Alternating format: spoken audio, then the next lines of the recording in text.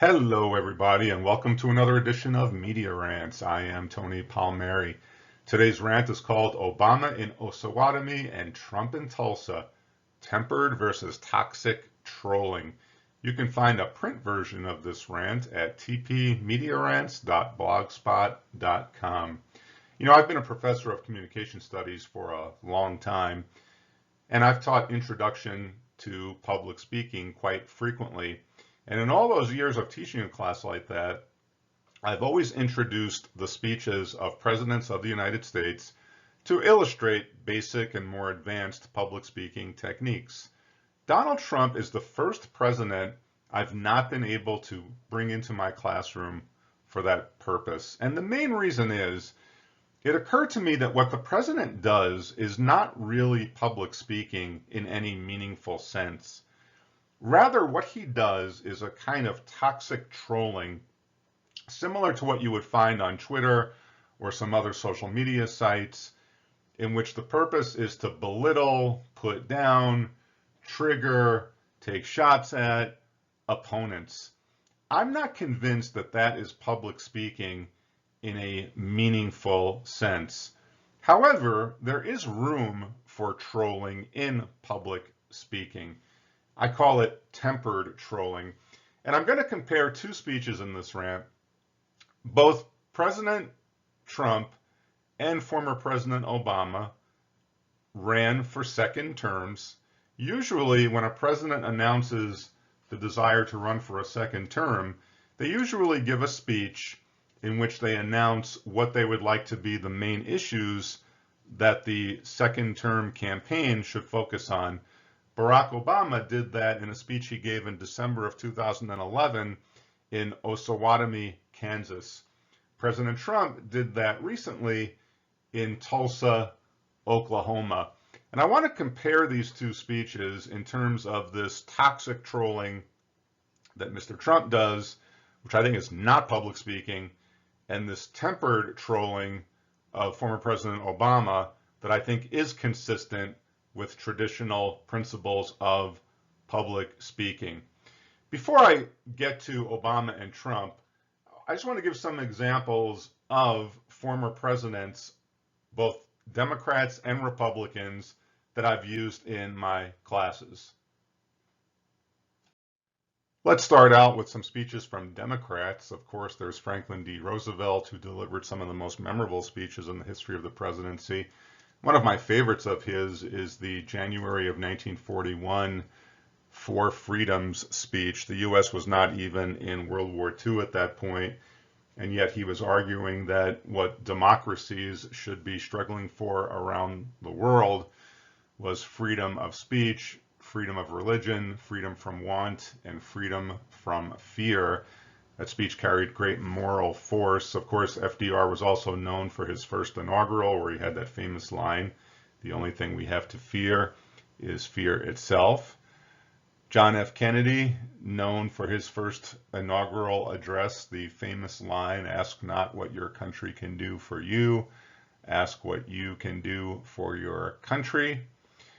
Lyndon Johnson, I think, was really one of the most underrated speakers among presidents. He was not very eloquent. His delivery was usually poor, but he too had a certain moral quality about his remarks. I especially introduce his speech on the Great Society. It's one of the reasons why I talk about his Great Society speech is because we haven't had presidents talk about anti-poverty programs to such an extent as LBJ did since LBJ. And so it's to remind young people that there was a time when presidents of the United States actually made anti-poverty programs part of the national agenda. And former President Obama, I think his speeches are always good for talking about change and hope and things like that. Change is never easy, but always possible. Now, I think it's important for public speaking teachers, if you're going to introduce politicians, to do it in a bipartisan way. My personal politics lean closer to FDR, JFK, LBJ, and Barack Obama, but I always introduce speeches of Republican presidents. For example,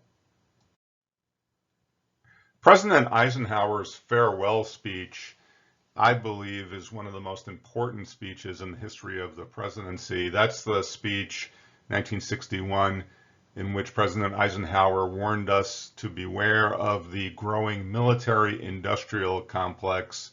We did not listen to Eisenhower, and we see what it's gotten us, right? Trillions of dollars in debt over wars that cannot be defended. President Reagan, I'll introduce a speech such as the one he delivered in the 80s when the Space Shuttle Challenger went down. That's actually a very good eulogy.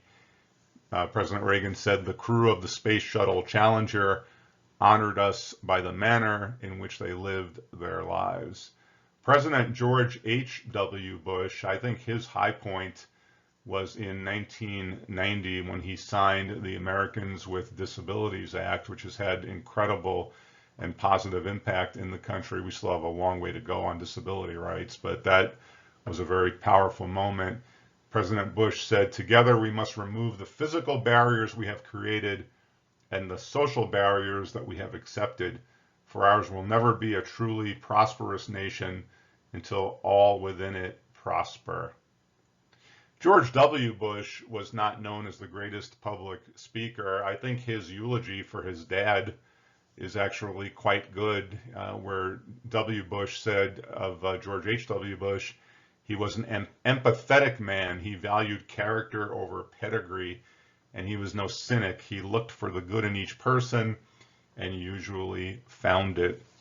My point here is that we can find examples of eloquence, examples of good old-fashioned traditional public speaking techniques in the speeches of both Republican presidents and Democratic presidents. It's very, very difficult to find that in the rhetoric of Donald Trump because he's not really doing public speaking. And so is what President Trump does on the public platform really even public speaking? I want to contrast what high school, college, and university teachers teach as public speaking and contrast that with what the president typically does. So we teach prepare, prepare, prepare. Try to be as well researched and as ready as you possibly can be when you go out on that public platform. The president, especially at his rallies, typically just wings it. Usually it seems like he's making things up at the moment. We teach adapt to multiple audiences, especially if you're the president of the United States and you represent literally the entire country and you're speaking always to the entire world. You should find a way to adapt somehow to everyone. The president speaks only to his narrow MAGA base. He's made that very explicit over the last few weeks, especially. We say treat your opponents fairly. The president mocks and ridicules his opponents mercilessly most of the time. We say demonstrate goodwill to all. The ancient Greek rhetoricians called that ethos. The president demonizes all who disagree with him. We say get your facts straight. The president introduces alternative facts.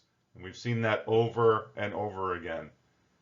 We say organize your ideas coherently, and the president is scattered all over the map. So when there is this stark of a distance between what has been taught as ethical public speaking practice for literally thousands of years and what the leader of the free world does, to me it suggests not that there's something wrong with what we're teaching, but it suggests instead that the president really isn't playing this game. He's not doing public speaking. He's doing something else, and we'll talk about what that is. Folks, Donald Trump is not playing public speaking. He's playing a different game. I call it toxic trolling. It's not just that he's a bad public speaker. I wrote about that in 2016. There was an ancient rhetorician, Quintilian, who said that the great public speaker is the good man speaking well. I wrote a column called Donald Trump, the bad man speaking poorly. We've moved beyond that now. It's not just that the president is not a good public speaker. We've had lots of politicians who are not good public speakers. Not being a good public speaker is not necessarily a fault by itself. But what the president is doing, well, think of it this way. If a quarterback constantly spits at the defensive lineman, if he repeatedly accuses his opponents of cheating with no evidence to back it up, if he blames all his mistakes on his teammates, if he doesn't attend practice sessions and only recognizes the fans wearing his jersey, is he really playing football? I mean, in a narrow technical sense, I guess you'd have to say yes. But is that what we would teach the kids at the Pop Warner School on how to play football, how to play quarterback? I mean, that is unsportsmanlike conduct to a level that, for me, takes you out of the realm of football player. And so what Mr. Trump is doing with speaking is a kind of toxic trolling. Now, I don't want to be misunderstood here, folks. There is room for trolling, heavy criticism of opponents. There's room for that in traditional public speaking, but it's what I call a more tempered kind. In tempered trolling, the speaker invites conversation and debate. In other words, it's not just vicious put downs. It's a kind of intelligent critique that invites conversation, invites debate. It puts pressure, this is very important, tempered trolling puts pressure on the speaker to walk the talk. Can he or she do what they're accusing the opponents of not being able to do? Probably the best historical example of this is Harry Truman in 1948. He was running for election. He was supposed to lose that year, and he went on this barnstorming whistle-stop tour by train throughout the country. Everywhere he spoke, he trolled the Republicans. He called them the do-nothing Congress. He gave a long litany of all the things the country needed done that they were not doing. But it wasn't done in a vicious way.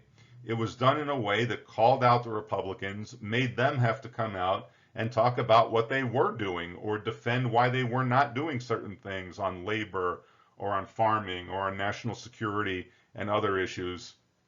Well, the Republicans could not answer President Truman that year, at least not effectively, and he ended up winning that race in 1948. Now, that tempered trolling is contrasted with the toxic trolling, which basically doesn't try to invite conversation and debate. Instead, it tries to trigger or own its opponents. It's really just interested in creating a heightened anger and bitterness. It features what I've written about as bullshit, bluster, and bullying. Doesn't bring us any closer to wanting to discuss issues. In fact, it by design tries to make genuine conversation impossible. Here's a cartoon I pulled off the web. The troll makes the internet mad. The troll likes anger. The troll wants people as miserable as the troll. This kind of toxic trolling, if it was unique to President Trump, we'd be in a good place right now. Unfortunately, we see it all over. Now, President Obama engaged in some tempered trolling in a speech he gave in 2011 in Osawatomie, Kansas. And just to put this in context, this was in 2011, late 2011. The president had announced he was running for re-election. There was no guarantee he was going to be reelected in 2012. If you recall, the Obamacare rollout was a disaster. The Democrats had lost both houses of the Congress in the 2010 midterm elections. The Occupy Wall Street in September of 2011 was as much of a criticism of the Democrats and President Obama as it was of the Republicans. There was a sense that President Obama was not really controlling the national issue agenda anymore. So this was a critical speech for him to try and establish what he was going to be running on going into the 2012 re-election campaign. And he did a kind of trolling of the Republicans. First of all, he gave this speech in Osawatomie, Kansas, which was the same place that President Teddy Roosevelt, a Republican, had given a famous speech in September of 1910. And that's where President Roosevelt outlined the new nationalism, which was kind of like a speech of how we were going to be a more equal society, or at least reduce inequality. And so President Obama put pressure on the Republicans in this speech. He said, now, just as there was in Teddy Roosevelt's time, there is a certain crowd in Washington who, for the last few decades, have said, let's respond to this economic challenge with the same old tune. The market will take care of everything, they tell us. If we just cut more regulations and cut more taxes, especially for the wealthy, our economy will grow stronger. Sure, they say, there will be winners and losers, but if the winners do really well, then jobs and prosperity will eventually trickle down to everybody else. And they argue, even if prosperity doesn't trickle down, well, that's the price of liberty. That's almost an exact statement of what the Republican Party in 2011 and today stands for. It's the trickle-down type of economics. It's not a vicious, vile attack.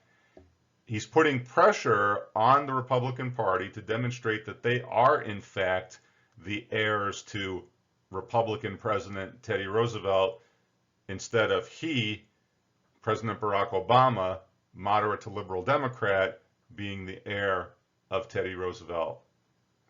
But I think more importantly, a speech like this put more pressure on President Obama. Could he walk the talk? Could he be a modern Teddy Roosevelt? Would he be able to get a program through Congress?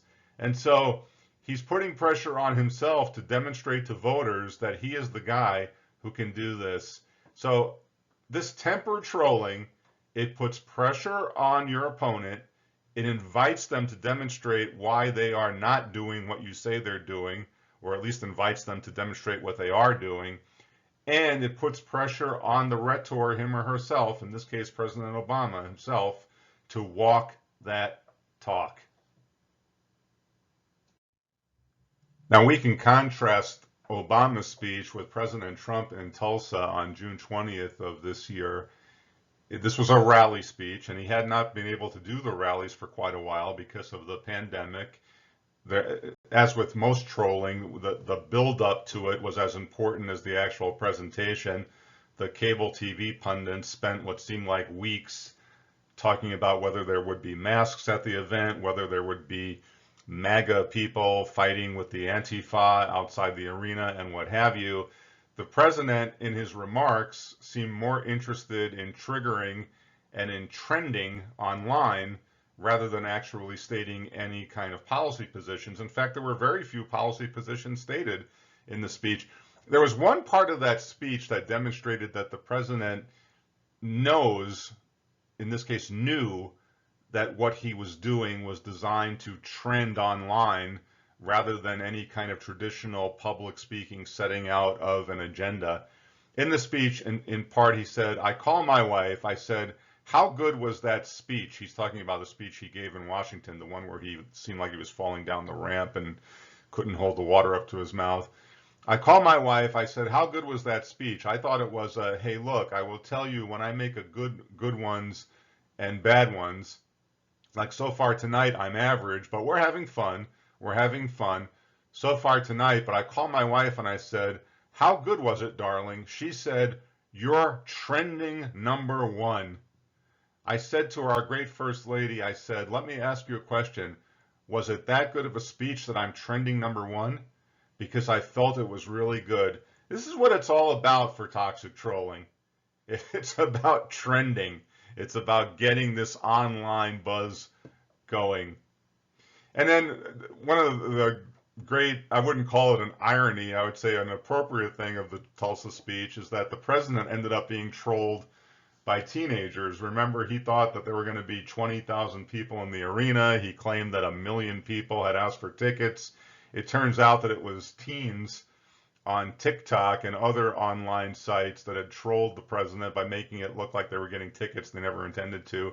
In fact, Alexandria Ocasio-Cortez, the Democratic congresswoman, ended up responding to a tweet by Brad Parscale. Parscale is the campaign manager for the Trump 2020 campaign. And Parscale, trying to explain the low attendance turnout, said, radical protesters, fueled by a weak apocalyptic media coverage, interfered with Donald Trump supporters at the rally. They even blocked access to the metal detectors, preventing people from entering, thanks to the thousands who made it. There's actually no evidence that any protesters blocked anyone. So Ocasio-Cortez says, actually, you just got rocked by teens on TikTok who flooded the Trump campaign with fake ticket reservations and tricked you into believing 1 million people wanted your white supremacist open mic, enough to pack an arena during COVID. My point is, a lot of people look at this and say, oh, gee, this was a big loss for President Trump. You're assuming he's doing public speaking.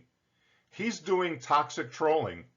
This is all about online buzz. This is about owning the liberals. If you go online, you can find scores of so-called conservative websites that are using bits and pieces from that talk, from that rally, all over the internet, drawing thousands of followers.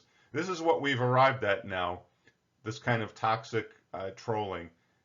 I think it's unfortunate.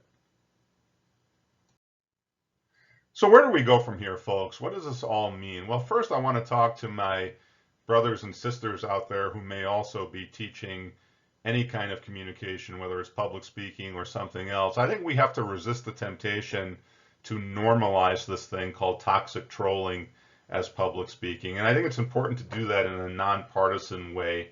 I personally go into my classes or in community groups, and I always talk about what Democratic presidents did, what Republican presidents did, what independent candidates did. It's got nothing to do with their ideology. Obviously, there are some politicians I agree with a lot more than others, but this is not about agreement with their ideas. It's about public speaking technique. And toxic trolling, I think we have to reject the urge to normalize that. I certainly would never train anyone to be a toxic troll. Secondly, we've got to educate people to recognize and reject this thing called toxic trolling. Some people, when they listen to Mr. Trump, I've seen this happen very, very frequently, they think he's authentic or edgy. And I think a lot of that is because we have very poor training in this country in media literacy. We don't really know what trolling is. We don't recognize toxic trolling. And so many of us don't understand, as I said earlier, the president is playing a different game. He has no regard for the traditional public speech or for the idea that the president is supposed to model some kind of eloquence. He's playing a completely different game. We need to educate people as to what that game is and help them to reject it. They don't necessarily have to reject him, although I don't know how anyone, once they recognize someone as a toxic troll, can continue to support them. But we've got to get them to reject this thing called toxic trolling, which debases our public discourse and makes it so much more difficult to get anything done in a positive, productive way. And finally, in your own public speaking, strive to be Osawatomie and not Tulsa. Barack Obama was not perfect, either as a president or as a speaker. But in that Osawatomie speech, he laid down a clear statement of his position. He challenged the Republicans to demonstrate that they were closer to Teddy Roosevelt than he was, and he put pressure on himself to walk the talk. That, to me, is ethical public address. You may not agree with it. I certainly didn't agree with all of it, but it does not debase our public discourse. So on that note, I want to thank you all for listening. Please go to my blog, tpmediarants.blogspot.com. You can see a longer version of this rant. You can also go to my website, tonypalmieri.com. Thank you so much for listening, and I hope to speak to you again soon on Tony Palmieri's Media Rants. Take care.